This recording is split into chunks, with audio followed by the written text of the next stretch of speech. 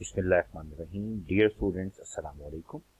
Today we are going to study another topic of database system, that is cardinality of relationship. So let's start that topic.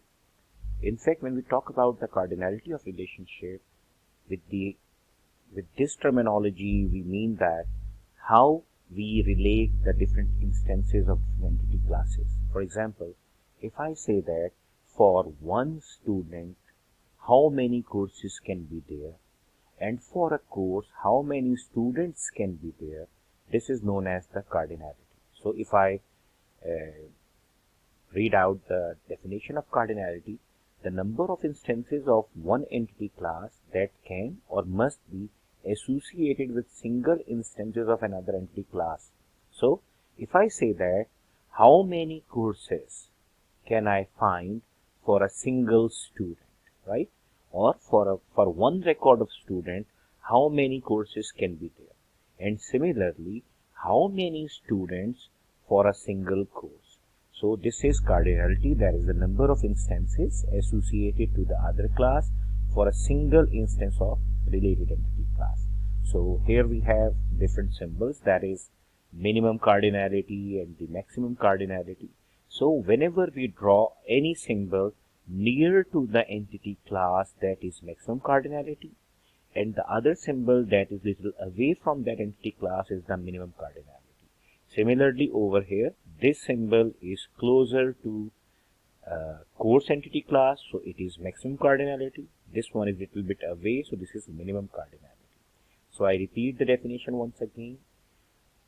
Number of instances of entity class course that can be associated with a single instance of entity class student, and number of instances of entity class student that can be associated with a single instance of entity class course.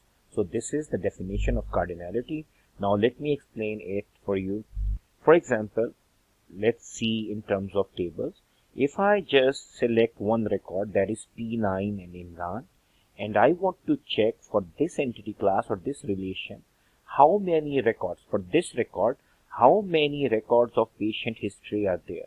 So I find 2. And when I put my finger on a record in the patient history and I ask you how many matching records are there in the patient for this record of patient history, so you will just tell me this record belongs to P9, that is Imran. So that is patient history belongs to only one patient, while one patient can have more than one patient history. P9 on 10th of November and P9 on 11th of November. So this is the example of cardinality. So if I again describe, so now you can check again. One student can take maximum how many courses and minimum how many courses. And one course can be registered by maximum how many students and minimum how many students. So we always consider one of one side, that is one student, and how many of courses. Then we move back, for one course, how many students. So many students or minimum some student, right? So this is the definition of cardinality. Now we check different types of cardinality. One is known as minimum, as I told you in this diagram. This is minimum cardinality, that is little bit away from the entity class. One course can be taken by minimum one student or minimum some student. And when I move from here, one student can take minimum no course. Maybe he is working on some final year project, so he is taking no course. And one student can take maximum many. So now check minimum. So now one student can take no course. That means minimum cardinality can be 0. And one course, for a course, there must be a student, or at least 15 students, for example, in our case. So that means for one student record, we can find 0 minimum courses. And for one course, we will find at least some student, minimum one student. So this is minimum cardinality. And if I move forward for the maximum cardinality, so now maximum cardinality is one student can take maximum. Now we are talking about the maximum. How many courses? Many courses. One course can be registered by how many students? Maximum. many students. So this is maximum cardinality. So now if I show you in the same diagram, so this diagram shows one student can register maximum many courses or minimum no course. And one course can be taken by many students or minimum one or some students. So in this way, we model the cardinality in our schema. So let me show you further types of cardinalities, that is the minimum and maximum cardinalities. And now we have further subtypes of cardinalities. On the basis of minimum cardinalities, we can describe two types of cardinalities. So that means now we will consider minimum cardinality. Minimum can be 0 or minimum can be some or 1. That bar means at least 1, but if we apply some limit 15 or 50 or something, that means minimum there is something that is mandatory. So if it is 0, then that type of cardinality will be known as optional. That means for 1B, we may have no A. It is optional for B, right? A. So B can have no record of A. So this is optional.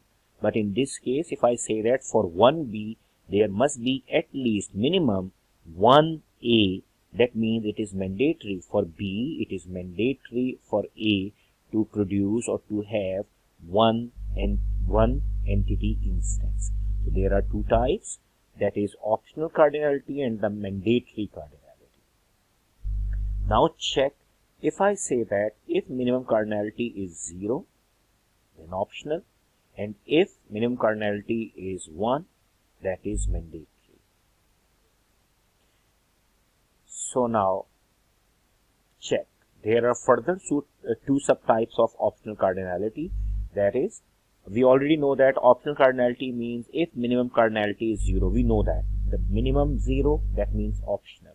But if minimum cardinality in 0 is 0 and maximum cardinality is 1, in that case, in fact, we have optional 1 cardinality.